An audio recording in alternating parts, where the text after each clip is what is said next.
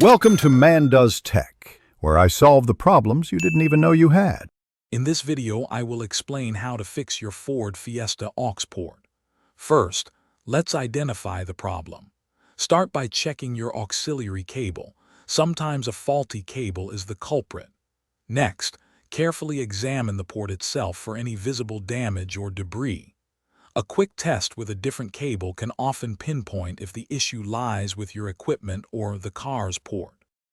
If the cable isn't the problem, let's try some basic troubleshooting. Grab a small flashlight and look inside the port for any lint or debris. A quick burst of compressed air can often clear minor blockages. Also, double-check that your phone or music player's volume is at its maximum setting, as this is a common oversight. If cleaning doesn't work, replacing the port is often the most effective solution. You'll need to gently pry off the surrounding trim panel to access the port assembly. Once exposed, disconnect the electrical connector and remove the old port. Then, simply plug in your new auxiliary port and reassemble the trim. This process usually takes about 15 minutes.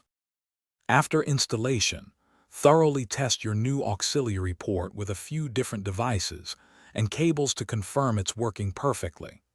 To prevent future issues, consider using a small rubber dust plug to keep debris out. Regular, gentle cleaning and inspection will help maintain optimal audio quality and extend the life of your auxiliary port. Thanks for watching. If you found this helpful, don't forget to like and subscribe.